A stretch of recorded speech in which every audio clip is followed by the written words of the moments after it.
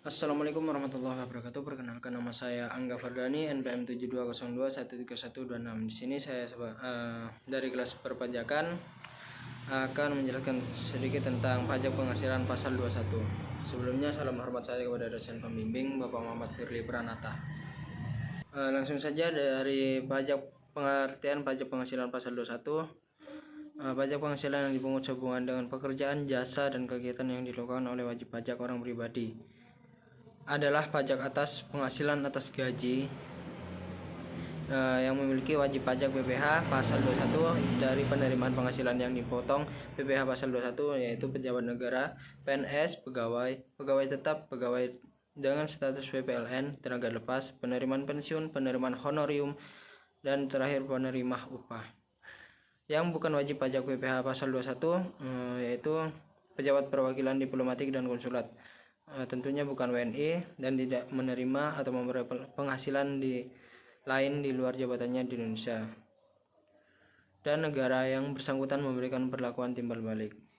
Yang kedua, pejabat perwakilan organisasi internasional, jelasnya bukan WNI dan tidak menjalankan usaha atau melakukan kegiatan pekerjaan lain untuk memperoleh penghasilan di Indonesia. Untuk subjeknya ya subjek pajak PPh pasal 21 yaitu pegawai, seperti yang disebutkan di atas tadi. Untuk pengenalan subjek pajak, pejabat perwakilan diplomatik dan konsulat lain dari negara asing dan orang-orang yang diperbantukan kepada mereka yang bertempat tinggal sama dengan mereka dengan syarat bukan WNI serta tidak menerima atau memperoleh penghasilan lain di luar jabatannya. Dan di sini untuk pengecualian objek pajak PPh pasal 21. Yang pertama, pembayaran asuransi dari perusahaan asuransi kesehatan, asuransi jiwa, dan asuransi dwiguna. Yang kedua, penerimaan dalam bentuk natura, kenikmatan kecuali penghasilan yang dipotong PPh pasal 21 yang termasuk penerimaan dalam bentuk natura atau kenikmatan yang diberikan oleh bukan WP atau WP yang dikenakan PPh final. Ketiga, iuran pensiunan dan iuran jaminan hari tua yang dibayar oleh pemberi kerja. Keempat, penerimaan dalam bentuk natura atau kenikmatan yang diberikan oleh pemerintah. Kelima, kenikmatan berupa pajak yang ditanggung pemerintah. Dan terakhir, zakat yang diterima oleh OP yang berhak dari badan atau lembaga amil zakat yang dibentuk atau disahkan oleh pemerintah. Untuk hak dan kewajiban pemotong pajak PPh pasal 21, kewajiban pemotong pajak mendaftarkan diri, menghitung, memotong, dan menyetorkan pajak, menghitung kembali PPh pasal 21 yang terutang, mengisi, menandatangani, dan menyampaikan. Dikecualikan sebagai pemotong pajak. Yang pertama, kantor perwakilan negara asing, dan kedua, organisasi internasional seperti IMF dan ILO. Tarif pajak penghasilan pasal 21. Tarif pajak yang digunakan sebagai tarif pemotongan atas penghasilan yang terutang PPh pasal 21 yaitu tarif pajak pasal 17 Undang-Undang PPh.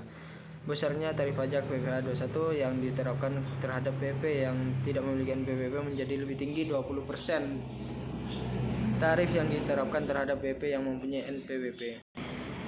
Untuk biaya jabatan dan biaya pensiun, biaya jabatan adalah biaya untuk mendapatkan, menagih, dan memelihara penghasilan yang besarnya 5% cuman dari penghasilan bruto, setinggi-tingginya 6 juta setahun atau 500.000 sebulan. Biaya pensiunan adalah biaya untuk mendapatkan, menagih, dan memelihara pensiunan yang besarnya 5% dari penghasilan bruto yang berupa uang pensiunan setinggi-tingginya 432.000 atau setahun atau 36.000 sebulan.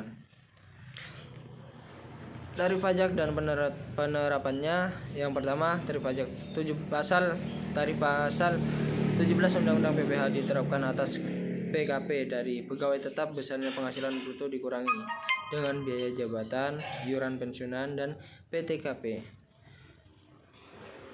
Untuk selanjutnya, B, penerimaan pensiunan yang dibayar secara bulanan. Besarnya penghasilan bruto dikurangi dengan biaya pensiunan PTKP. C, pegawai tidak tetap pegawai dan calon pegawai yang dibayarkan secara bulanan adalah sebesar penghasilan bruto dikurangi PTKP. Dan D. Distribusi besar perusahaan MLM direct selling, penghasilan bruto setiap bulan dikurangi dengan PTKP per bulan. Di sini rumusnya PPh pasal 21 sama dengan PKP kali tarif pasal 17 Undang-Undang PPh. Saat terutang, pemotongan pajak penghasilan yang dilakukan oleh pihak-pihak sebagai pemotong PPh pasal 21 sebagaimana dimaksud pada pasal 21 ayat 1 Undang-Undang PPh tersebut terutang pada akhir bulan. Dilakukannya pembayaran atau pada akhir bulan terutangnya penghasilan yang bersangkutan tergantung peristiwa yang terjadi terlebih dahulu. Itu saja yang dapat saya sampaikan. Mohon maaf selebihnya. Wassalamualaikum warahmatullahi wabarakatuh.